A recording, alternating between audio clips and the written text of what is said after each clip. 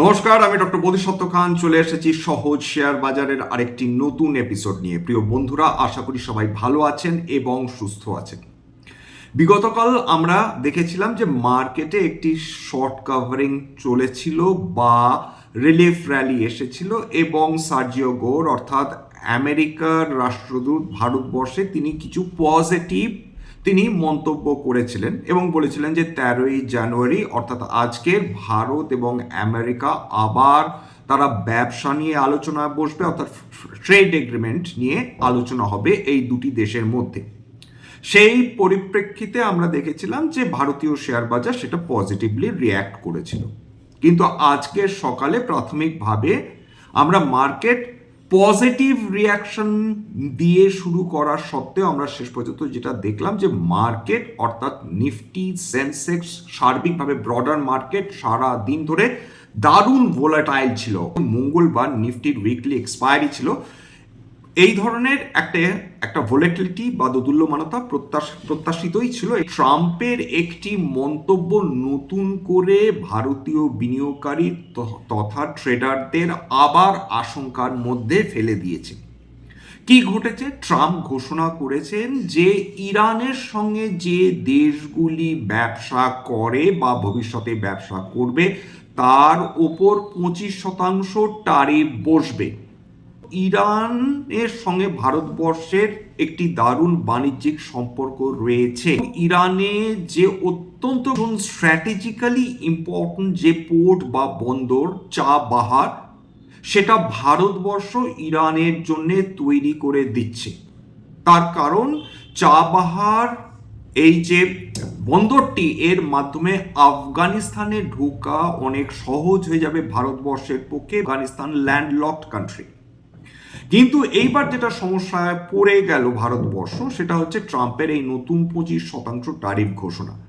তার মানে কি এটা দাঁড়াবে যে ভারতবর্ষ অলরেডি 50% ট্যারিফ আমেরিকান এক্সপোর্টসগুলোর ওপর, মানে আমেরিকাতে যে আমরা এক্সপোর্টসগুলো করে থাকি তার উপর বসিয়ে রেখেছে আমেরিকা।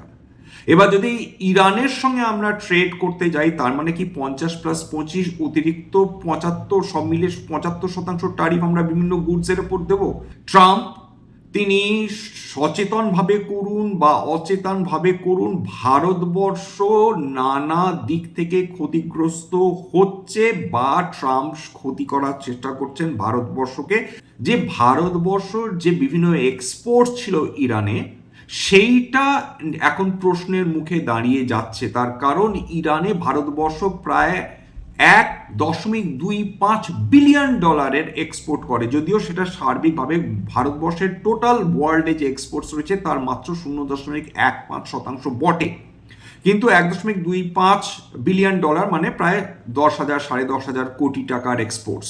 এবার ইরানে ভারতবর্ষ কি পাঠিয়ে থাকে? মূলত খাদ্যবস্তু। মূলত এর মধ্যে প্রায় $750 মিলিয়ন, সেটা কেবলমাত্র আমরা চাল পাঠিয়ে থাকি ইরানে। এছাড়া কিছু কাপড় চোপড় আমরা পাঠাই, কিছু ইলেকট্রনিক্স বা ইলেকট্রিক্যাল গুডস আমরা পাঠাই, ওষুধ পাঠাই, পার্টিকুলারলি টেক্সটাইলস, ফার্মা এবং খাদ্যবস্তু, এইগুলো আমরা ইরানে পাঠিয়ে থাকি। ইরান একটা হেভিলি স্যাংশনড দেশ, যার ওপর আমেরিকা বিভিন্ন ধরনের স্যাংশন বসিয়ে রেখেছে।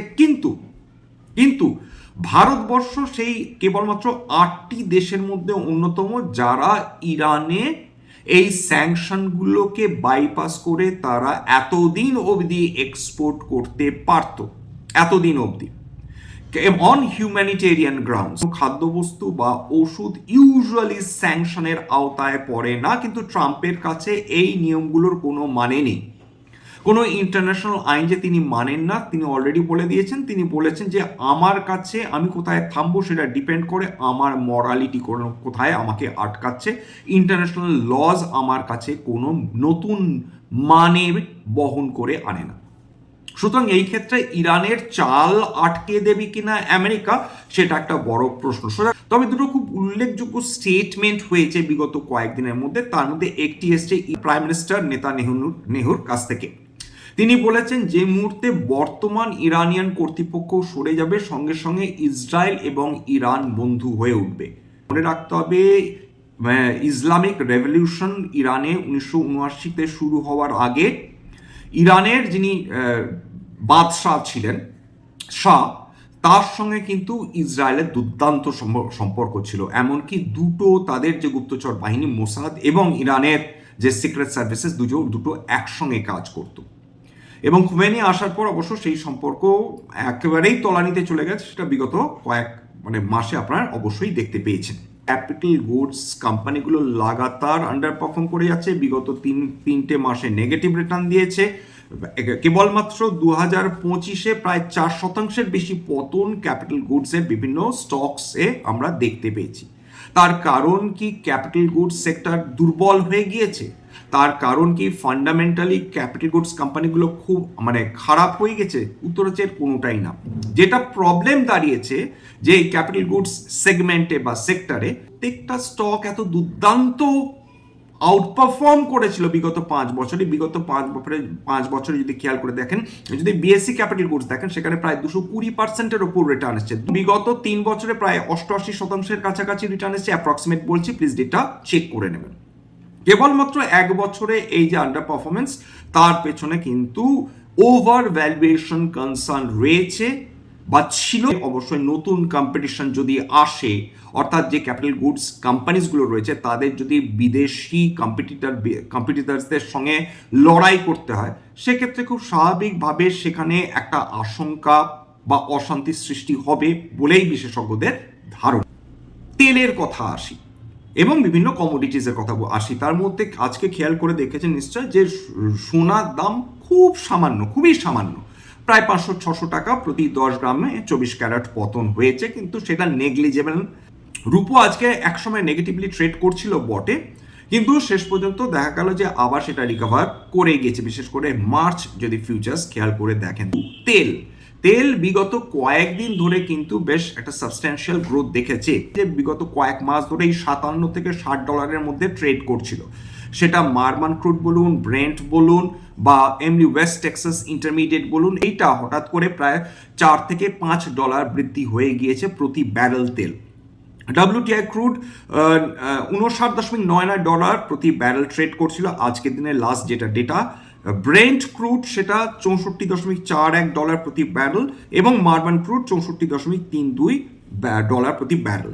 সুতরাং তেলের দাম একটু করে বৃদ্ধি হচ্ছে। তা ইরান এবং একদিকে হচ্ছে সৌদি আরব, ইউনাইটেড আরব এমিরেটস, ইরাক প্রভৃতি দেশ, মাঝখানে একটা ছোট্ট গালফ রয়েছে, যেই গালফ দিয়ে গোটা বিশ্বের মোট 80% তেল সেইটা এক্সপোর্ট করা হয় ওই ছোট্ট একটি গালফ। সুতরাং যত ইরানে অশান্তি বাড়ছে, যত ইরান হুমকি দিচ্ছে যে কোনোভাবে যদি আমাদের ওপর ইসরায়েল বা আমেরিকা আক্রমণ করে আমরা দেখে নেব, এবং বকলমে এর আগেও ইরান হুমকি দিয়েছিল যে ওই যে গালফের মাধ্যমে যে তেল সরবরাহ করা হয় সেটা সম্পূর্ণভাবে তারা কাট অফ করে দেবেন। একদিকে এই দিকে বসে রয়েছে ইরান, অন্যদিকে বসে রয়েছে হুতিজরা ইয়ামেনে। সুতরাং দুটো অত্যন্ত সরু প্যাসেজ যদি কোনোভাবে অবস্ট্রাক্টেড হয়, সেক্ষেত্রে সাপ্লাই চেইন ডিস্ট্রাকশন হতে পারে। এই আশঙ্কা থেকে আমরা ক্রুড অয়েলে কিন্তু প্রাইসে আমরা মুভমেন্ট দেখছি। যে আজকে কয়েকটা রেজাল্ট বেরিয়েছে, বিগত কাল থেকে HCL টেক রেজাল্ট ভালো করেনি, আজকের হালকা পতন নিয়ে ট্রেড করছিল। TCSও মারাত্মক ভালো রেজাল্ট করেনি বটে, কিন্তু টিসিএস এর আজকে মোরালেস 8% উত্থান নিয়ে আজকে ট্রেড করছিল। স্টার্টিংটা খুব একটা ভালো হলো না বলা যেতে পারে। আইটি স্টকসগুলো বা কোম্পানিসগুলো তারা তাদের ত্রৈমাসিক ফলাফল ঘোষণা করে এই আর্নিং সিজনটা স্টার্ট করে দিয়েছে।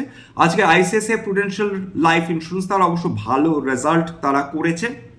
তাদের ইয়ার অন ইয়ার তাদের প্রায় 20%-এর কাছাকাছি, 19.6%-এর কাছাকাছি তাদের প্রফিট বৃদ্ধি হয়েছে, এবং বর্তমানে তাদের প্রফিট দাঁড়িয়েছে 390 কোটি টাকা ডিসেম্বর কোয়ার্টারে। এবং 2025-এ ডিসেম্বরে এই ICICI প্রুডেন্সিয়াল লাইফ ইন্স্যুরেন্সে তাদের প্রফিট ছিল 326 কোটি টাকা। এবার ডিকসন টেকনোলজিসের দিকে তাকিয়ে দেখুন যে ডিকসন টেকনোলজিস যেহেতু ক্যাপিটাল গুডস সেক্টরের একটি স্টক, কেবল উদাহরণ হিসেবে কোনো রেকমেন্ডেশন নেওয়া হয় কিন্তু বাই সেলের। এবার চলে আসি ডিকসন টেকনোলজিস, নিরন্তর পতন দেখছে। এর লাইফ হাই গিয়েছিল 19,148.9 কোটি টাকা, 1 লক্ষ কোটি টাকার ওপর পৌঁছে গেছিল ডিকসন টেকনোলজিসের মার্কেট ক্যাপিটাল। সেটা কমে এসেছে এখন স্বাভাবিকভাবেই, এবং মোটামুটি বিগত 1 বছরে এখানে পতন দেখেছে 28.81%, এবং বিগত 3 মাসে পতন দেখেছে 34.44%। ডিকসন টেকনোলজিস অর্থাৎ আন্ডার পারফর্ম করেছে, কিন্তু বিগত 3 বছরে ডিকসন টেকনোলজিস এর উত্থান দেখুন 210.85%। এবার চলে আসি আজকে কয়েকটা অয়েল অ্যান্ড গ্যাস কোম্পানির ক্ষেত্রে। আজকের ওএনজিসি একসময় 4% বৃদ্ধি নিয়ে ট্রেড করছিল, অয়েল ইন্ডিয়া মাফ করবেন ওএনজিসি প্রায় 3.5% উত্থান নিয়ে ট্রেড করছিল, অয়েল ইন্ডিয়া প্রায় 4% বৃদ্ধি নিয়ে ট্রেড করছিল, পেট্রোনেট এলএনজি মোরাললেস সেটা ফ্ল্যাট টু পজিটিভ বায়াস নিয়ে ট্রেড করছিল। এইবার প্রশ্নটা হচ্ছে যে ইরানের উপর যদি এই ধরনের, ইরানের ওপর বলা উচিত না, যে দেশগুলো ইরানে এক্সপোর্ট করছে যার মধ্যে ভারতবর্ষ অন্যতম, তার উপর যদি নতুন করে ট্যারিফ বসায় এবং ভারতবর্ষ যদি সাপ্লাই করতে না পারে, তাহলে একটা জিনিস বোঝা যাবে, আমেরিকা এই মুহূর্তে বিশ্বে প্রায় সমস্ত অর্থনীতি, তার মধ্যে বিশেষ করে লক্ষ্য টার্গেট হচ্ছে চায়না এবং ভারতবর্ষ, তাদেরকে সম্পূর্ণভাবে শেষ করে দিতে চাইছে। অন্যদিকে গ্রিনল্যান্ড আগে নেবেন নাকি কিউবা আগে আক্রমণ করবেন নাকি ইরান আগে আক্রমণ করবেন সেটা আমরা কেউ জানি না, এবং এটাই ট্রাম্পের স্ট্র্যাটেজি, অর্থাৎ লোককে দেখানো যে আমি মানসিকভাবে আনস্টেবল, সুতরাং আমি যা খুশি তাই করতে পারি, এরকম একটা ভাবমূর্তি সৃষ্টি করলে গোটা বিশ্ব দুশ্চিন্তায় থাকে।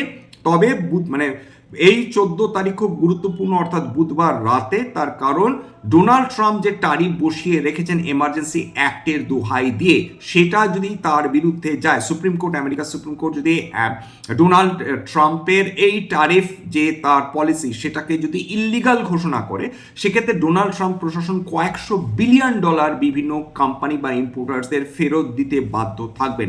সেই ক্ষেত্রে মার্কেট কিরকম রিয়্যাক্ট করে, ভারতবর্ষের ক্ষেত্রে ডেফিনেটলি একটা খুব পজিটিভ রিয়াকশন পাওয়ার কথা, কিন্তু আমরা আপাতত জানি না কি হবে, সেটা তো বুধবার রাতে দেখেই বোঝা যাবে। বৃহস্পতিবার এতদিন নিশ্চয় আপনারা জেনে গেছেন যে ন্যাশনাল স্টক এক্সচেঞ্জ তারা অর্ডার বদলে দিয়েছে, 15 তারিখ ছুটি ঘোষণা করা হয়েছে, সম্ভবত কিছু ইলেকশনস রয়েছে মহারাষ্ট্রে, তার কারণে আমরা সমস্ত যা দেখতে পাবো রিয়াকশন সেটা কেবলমাত্র শুক্রবারই দেখতে পাবো। এবার লার্সেন অ্যান্ড টুরবো, সেইটা আজকে প্রায় 4%-এর উপর পতন হয়েছে, এটা মানি কন্ট্রোল রিপোর্ট। সেখানে বলা হচ্ছে যে কুয়েতে সম্ভবত একটা সুবিশাল অর্ডার ক্যান্সেল হতে পারে, এই আশঙ্কায় লার্সেন অ্যান্ড টুরবো পতন ঘটেছে। 8.7 বিলিয়ন ডলারের অর্ডার কুয়েত ক্যান্সেল করতে পারে লার্সেন অ্যান্ড টুরবোর, এই মর্মে যে খবরটা আমি ভেরিফাই করিনি, কেবলমাত্র মানি কন্ট্রোল নিউজের উপর বেস করে আপনাদের বলছি, প্লিজ নিজের কিন্তু ফ্যাক্ট চেক করে নেবেন। এবার চলে আসি আজকের দিনে যে বিভিন্ন এই ক্যাপিটাল গুডস কোম্পানিগুলোতে পতন এসেছে সেগুলো কিরকম অবস্থা। এবিবি ইন্ডিয়া 1.5%, এআইএ ইঞ্জিনিয়ারিং 1.5%, এছাড়া আপার ইন্ডাস্ট্রিজ প্রায় 3.5%, ভেল প্রায় 1%, ভারত ইলেকট্রনিক্স লিমিটেড প্রায় 1%, তাছাড়া হিতাচি এনার্জি, খেয়াল করবেন যে হিতাচি এনার্জি, ভেল, এই দুটো কোম্পানি কিন্তু লাগাতার আন্ডার পারফর্ম করে যাচ্ছে বিগত কয়েকদিন ধরে। হিতাচি এনার্জি প্রায় 2.5% পতন, পলিক্যাপ প্রায় 1.22% এবং সিয়ামেন্স 1.11% পতন দেখেছে। এবার আরেকটা জিনিস খেয়াল করে দেখেছেন, এশীয় মার্কেটগুলো আজকেরও দুর্দান্ত শক্তি দেখাচ্ছে, কেবলমাত্র ভারতবর্ষ দুর্বলতার মধ্যে দিয়ে যাচ্ছে। ভারতবর্ষ এই মুহূর্তে কিছুটা ঘেঁটে রয়েছে বলা যেতে পারে, সেটা আমেরিকান পলিসির জন্য। নিকি আজকে 3%-এর ওপর উত্থান দেখে ফেলেছে, 3%। এছাড়া কসপি কোরিয়ার কোম্পানি, কোরিয়ান ইন্ডাইস, সেটা 1.45% উত্থান। জাকার্তা 0.71% আজকের উত্থান দেখে ফেলেছে।